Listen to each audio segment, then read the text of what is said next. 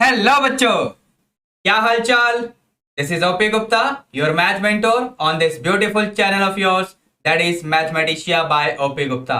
So I welcome you all in the doubt in mathematics session, in which today we are going to take a doubt of a student based on basic concepts of sets theory, chapter 1 of class 11th NCERT textbook. तो चलिए जरा मैं आपको दिखाता हूँ यहाँ पर conversation, जहां पर बच्चे ने हमसे ये डाउट पूछा हुआ है.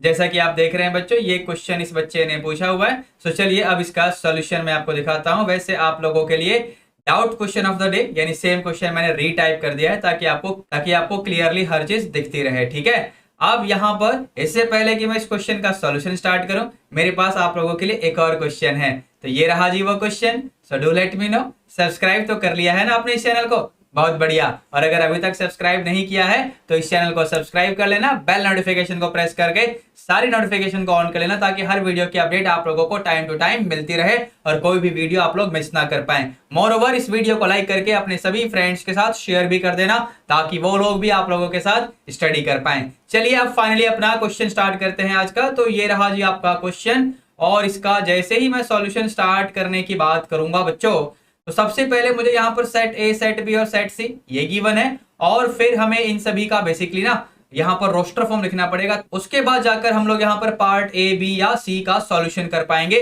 बेसिकली यहाँ पर हमें प्रूव करना है. ठीक है, तो सबसे पहले हम लोग यहाँ पर तीनों सेट्स यानी सेट ए, बी एंड सी के हम यहाँ रोस्टर फॉर्म लिखने वाले हैं. तो चलिए काम शुरू करते हैं. सबसे पहले सेट ए की बारी. तो सेट ए में इसने बोला हुआ है कि x is a positive integer. भाई सुनना, अगर x पॉजिटिव इंटीजर है तो इसका मतलब x की वैल्यू 1 2 3 ऐसे लिखते जाओ. ठीक है, अब इसने आगे भी बोला हुआ है कि लेस देन 8 मतलब 7 पे रुकना पड़ेगा. फिर आगे एक और कंडीशन है कि it is a multiple of 3 या मल्टीपल ऑफ 5, और लिखा हुआ है ना कि या तो 3 का मल्टीपल हो या फिर 5 का मल्टीपल हो. तो 1 से लेकर 7 तक जो भी आपने पॉजिटिव इंटीजर लिखे, इसमें 3 का मल्टीपल 3 है और 6 है, या फिर 5 का मल्टीपल सिर्फ 5 है. यानी ये आपको यहां पर एलिमेंट्स मिल जाएंगे सेट ए के अंदर. ठीक है बच्चों, अब जरा सेट बी की बारी है. तो सेट बी का भी रोस्टर फॉर्म देख लेते हैं. तो सेट बी के लिए हमें बोला गया है कि सेट बी में ये x आएगा सच दैट ये वाली इक्वेशन यहां पर इक्वल टू 0 आपको दिख रही है. तो हमें इस इक्वेशन का बेसिकली रूट्स निकालना पड़ेगा. यहां पर ये क्यूबिक इक्वेशन है जैसा कि आप देख पा रहे हैं. तो हम लोग जैसे कि यहां पर ऑब्जर्व करेंगे, अगर x की जगह 1 मैं इस क्यूबिक इक्वेशन में डाल दूं तो आपको दिखेगा कि LHS इक्वल टू RHS आएगा. So that means x minus 1 इसका एक फैक्टर होगा. तो यहां पर x माइनस 1 से इसको डिवाइड करके हम दूसरा फैक्टर पता कर लेंगे, which will be obtained by the quotient. ठीक है, लॉन्ग डिवीजन मेथड से कर लो, लेकिन ऐसे करोगे तो काफी टाइम कंज्यूमिंग होगा. चलिए मैं आपको एक टेक्निक सिखाता हूं. जो भी फैक्टर अभी आपने पता किया उसको लिखो. लिख लिया आपने. अब यहां पर ये ब्रैकेट में पहला टर्म क्या है, तो x है. तो यहां पर मैं क्या चीज बाहर लिखकर इससे मल्टीप्लाई करूं ताकि मुझे अपने क्यूबिक इक्वेशन का पहला टर्म यानी x क्यूब मिल जाए. बात समझ आ रही है? बात समझ आ रही है कि नहीं? तो मैंने पूछा कि यहां पर क्या लिखकर मैं मल्टीप्लाई करूं x के साथ ताकि मुझे x क्यूब मिल जाए. समझे? तो जैसे मैंने अभी x क्यूब लिखा हुआ है, तो x क्यूब इंटू x करोगे तो x की पावर 4 आ जाएगा. यहां से काम नहीं होगा. अच्छा, अगर मैं यहां पर x लिख दूं या फिर यहां पर मैं x की पावर 4 लिख दूं तो भी काम नहीं होगा.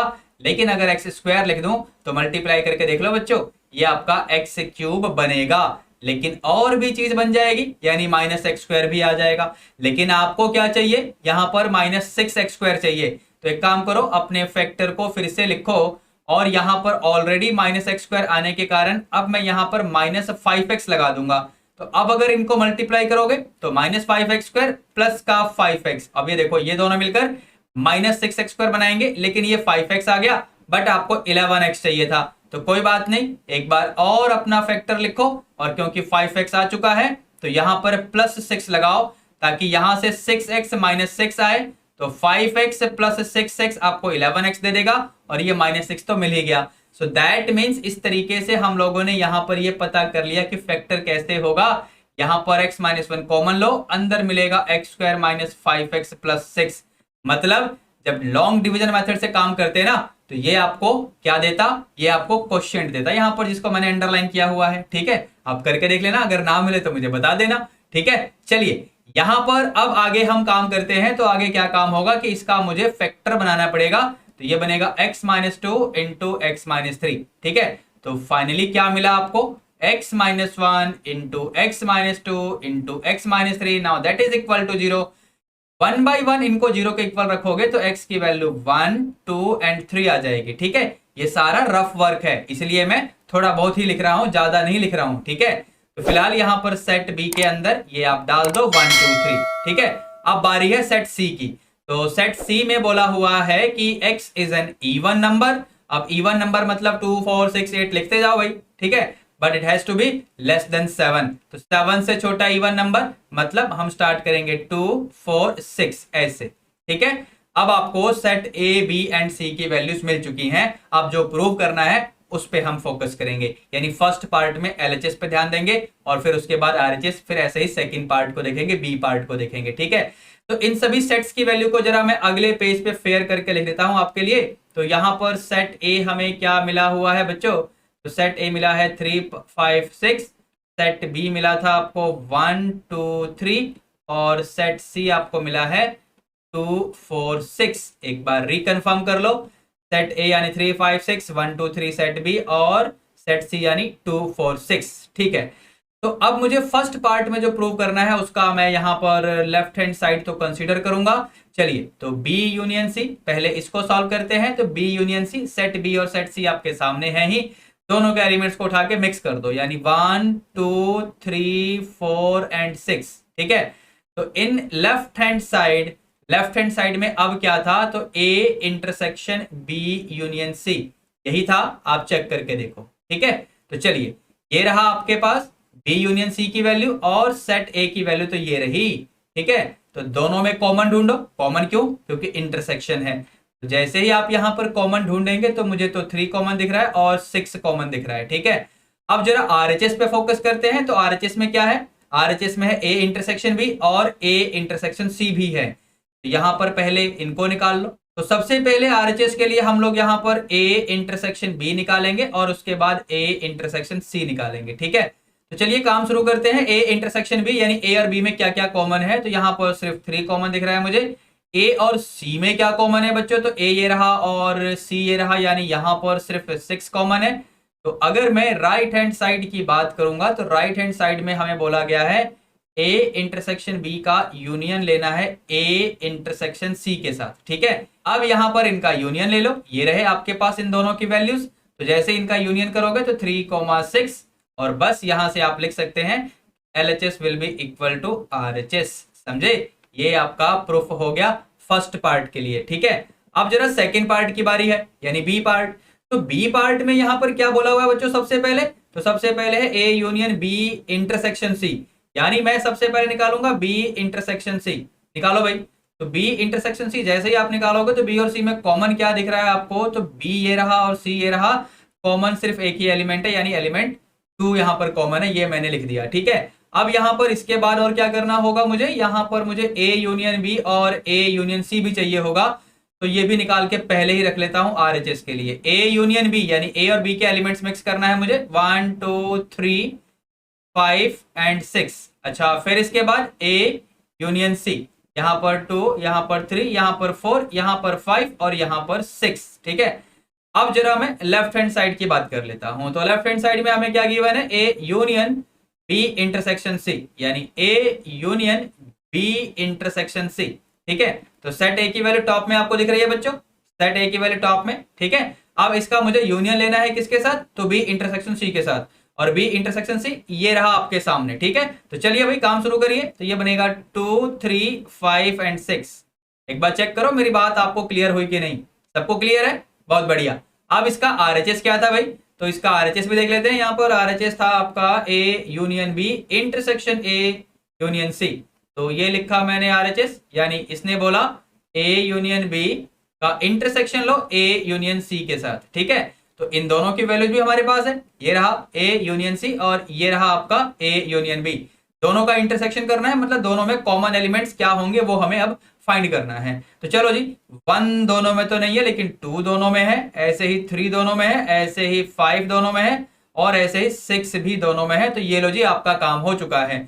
मतलब यहां से आप कंक्लूजन ये डेवलप कर सकते हैं कि LHS will be equal to RHS, यानी फिर से आपका प्रूफ तैयार हो गया, यानी अब बी पार्ट का प्रूफ तैयार हुआ है। ठीक है, अब रह गया सी पार्ट। तो सी पार्ट में क्या बोला बच्चों, तो यहाँ पर A intersection B intersection C, और फिर ए इंटरसेक्शन बी और फिर इंटरसेक्शन सी के साथ। ठीक है, तो अब चलते हैं जरा सी पार्ट का भी सॉल्यूशन कर लेते हैं यहाँ पर। तो सी पार्ट के लिए हम लोग यहाँ पर लिख देते हैं भाई, यहाँ पर सबसे पहले मैं निकालूंगा बी इंटरसेक्शन सी की वैल्यू, और फिर मैं निकालूंगा ए इंटरसेक्शन बी की वैल्यू। ठीक है, चलिए तो इसका काम करो भाई। तो बी इंटरसेक्शन सी बेसिकली क्या हमने पहले कहीं निकाला हुआ है, बिल्कुल निकाला हुआ, बी पार्ट में देख लो यहाँ पर निकाला हुआ है। ठीक है, ये मैंने लिख दिया। ए इंटरसेक्शन बी क्या ये निकाला हुआ है, बिल्कुल निकाला हुआ है, यहाँ पर देखो ना फर्स्ट पार्ट में निकाला था, तो ये तो यहीं पर लिख दो। ए इंटरसेक्शन बी क्या आ रहा है बच्चों, तो 3 आ रहा है। ठीक है, अब क्या करना है आपको, तो यहाँ पर लेफ्ट हैंड साइड में आपको क्या करना था, मैं आपको एक बार फिर से दिखा देता हूं। तो लेफ्ट हैंड साइड में आपको करना था A intersection B intersection C, यानी A intersection with the B intersection C. तो सेट ए टॉप में आपको दिख रहा है, उसका आपको इंटरसेक्शन लेना है किसके साथ, बी इंटरसेक्शन सी के साथ। ठीक है, तो इसमें तो कुछ भी कॉमन नहीं आ रहा, मतलब ये खाली ब्रैकेट यानी फाई बन जाएगा। ठीक है, अब यहां से आरएचएस को भी देख लो। तो आरएचएस में क्या था भाई, तो यहां पर दिया हुआ है A intersection B intersection C, मतलब ए इंटरसेक्शन बी पहले आएगा, उसका इंटरसेक्शन सी के साथ। तो ए इंटरसेक्शन बी ये रहा आपके पास। ठीक है, यानी एलिमेंट 3 है सिर्फ यहाँ पे, इसका इंटरसेक्शन मुझे सेट सी के साथ लेना है। यहाँ टॉप में देख लो मैंने हाईलाइट कर दिया है। अगेन दोनों में कोई भी चीज कॉमन नहीं है, तो कोई भी चीज कॉमन नहीं है, मतलब ये भी 5 बन जाएगा। अगेन यहां से कंक्लूजन क्या निकला, कंक्लूजन ये निकला कि LHS will be equal to RHS, यानी ये भी आपका प्रूव हो गया बच्चों। ठीक है, तो इसी के साथ हम लोगों ने ये क्वेश्चन तो कंप्लीट कर लिया। अब इससे पहले कि मैं सेशन वाइंड अप करूं, मैं आप लोगों को अपनी मैथमेटिशिया बुक्स से इंट्रोड्यूस करवा देता हूं। तो ये रही हमारी Mathematicia books for class 11th। Class 11th की मैथमेटिशिया बुक्स में क्या कंटेंट है, यहाँ पर हर चैप्टर का आपको डिटेल थ्योरी मिलने वाला है, यानी कंसेप्ट मिलने वाला है, वेरियस एग्जांपल्स मिलने वाले हैं, एक्सरसाइज में अ नंबर ऑफ क्वेश्चंस मिलने वाले हैं, हर क्वेश्चन का आपको आंसर मिलने वाला है, और हर चैप्टर के लास्ट में एक टेस्ट फॉर सेल्फ इवैल्यूएशन भी मिलेगा। मोर ओवर एक्सरसाइज के हर क्वेश्चन का डिटेल्ड सॉल्यूशन करने के लिए मैंने एक सेपरेट सॉल्यूशन बुक बनाई हुई है फॉर मैथमेटिशिया ऑफ क्लास 11th। अगर आप लोग इस बुक का प्रेजेंटेशन देखना चाहते हैं, कोई फ्री चैप्टर भी देखना चाहते हैं, तो ये रहा जी फ्री चैप्टर का लिंक। ये लिंक अपने ब्राउजर में डाल सकते हो, या फिर इस वीडियो का डिस्क्रिप्शन बॉक्स चेक करो, वहां पर आपको ये लिंक मिल जाएगा। लिंक पे क्लिक करना, आपको पीडीएफ फाइल डाउनलोड होते हुए दिखने लगेगी। ठीक है, उसके बाद मैं चलता हूं आगे, और क्लास 12th की मैथमेटिशिया बुक भी है हमारे पास, यानी 13th रिवाइज्ड एडिशन है क्लास 12th की मैथमेटिशिया बुक का, which has been written as per the competency based education. That's why it contains case study questions as well.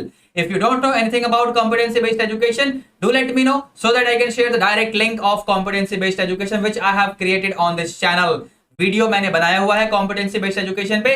This type of new scheme has been implemented by CBSE from this academic session for classes 9th to classes 12th. So it becomes very important for you to know about competency based education and prepare accordingly.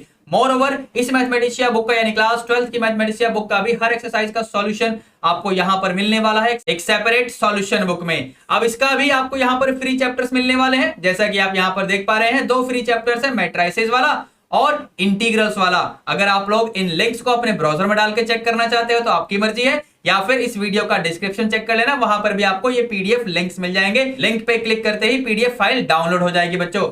अगर आप लोग हमारी books को purchase करना चाहें तो इस WhatsApp number पे आप मुझे कांटेक्ट कर सकते हैं, so that we can guide you how to get these books at your doorstep. Moreover, I have more publications here in mathematics, as you can see.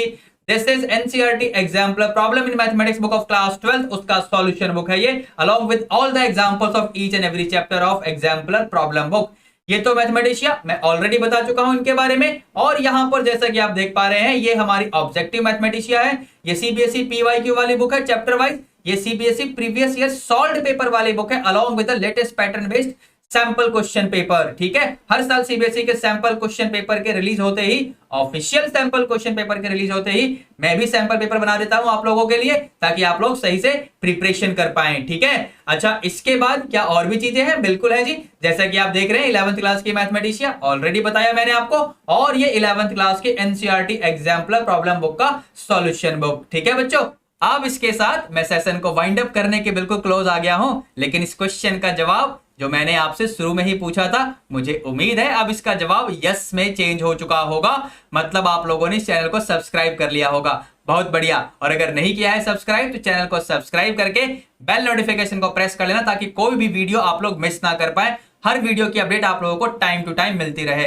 More over, इस video को like करके अपने सभी classmates के साथ भी share कर देना, ताकि वो लोग भी आपके साथ कंपटीशन में पार्टिसिपेट कर पाए और इस तरीके से एक हेल्दी कंपटीशन क्रिएट हो आप में और आपके फ्रेंड्स के बीच में। ठीक है बच्चों, so this is OP Gupta finally winding up the session for now. Let's meet in the next class with some more interesting mathematical questions and with more interesting mathematical sessions. Till then, be good, take care, all the best. Thank you.